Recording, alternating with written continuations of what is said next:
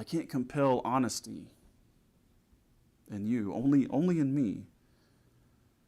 And the only thing, maybe you're sick of hearing this at this point, I hope not.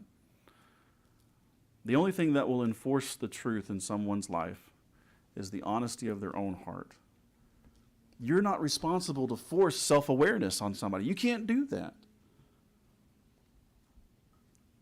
And so many walked away from Jesus offended or defensive or sorrowful. We talked about the rich young ruler this morning in our Bible class. He left unchanged. Jesus, he exposed the real issue in that man's life, what idol he was really clinging to. For all his morality and all his law-keeping and service, his heart was still not given to God. And Jesus exposed that, but he didn't force him to receive it. And he lets him walk away. As much as he loved him. The text says that. Jesus loved the man who came to him asking, what shall I do to receive eternal life, to inherit eternal life? And he taught him perfectly. He told him exactly what he needed to hear and asked piercing questions. And still he hardened himself against that teaching. The very thing that he wanted,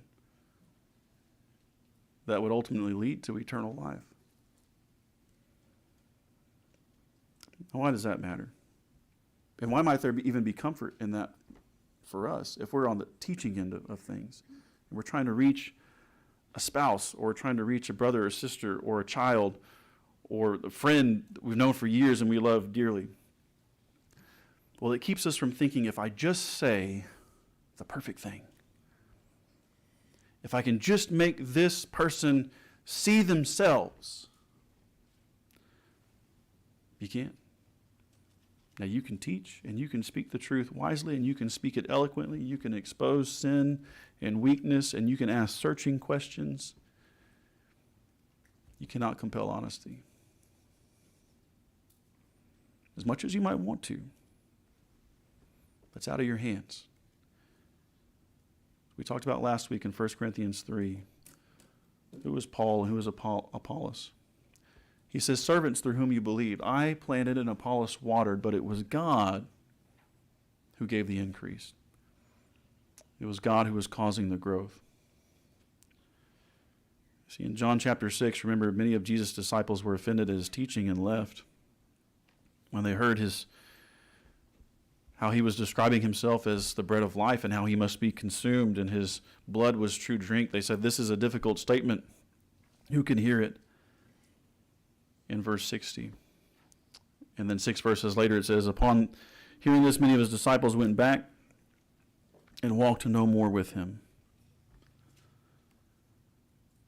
Now, critically, Jesus doesn't go and chase them down in the text. What's the very next thing that he does? Do you remember? He turns to the 12, and then he presses the issue even further. He says, all right, are you going to leave now too? Do you want to go away also? And Peter, knowing what was at stake, said, where are we going to go? You have words of eternal life. We have come to know and believe that you are the Holy One of God. Very different reaction than the majority in John chapter 6. Perfect teacher, perfect truth, yet many walked away. You see the same thing in his hometown. At first they marvel at him in Luke chapter 4, but then as he exposes their unbelief and entitlement, they become furious to the point in verses 28 and 29, they're trying to take him to the brow of the hill on their city, which their city had been built, to throw him down the cliff. So the message didn't prompt honest self-examination, I think we can safely say, in their case. It was just a simple hatred for what he said, and they lashed out to try and kill him, right? Their response was,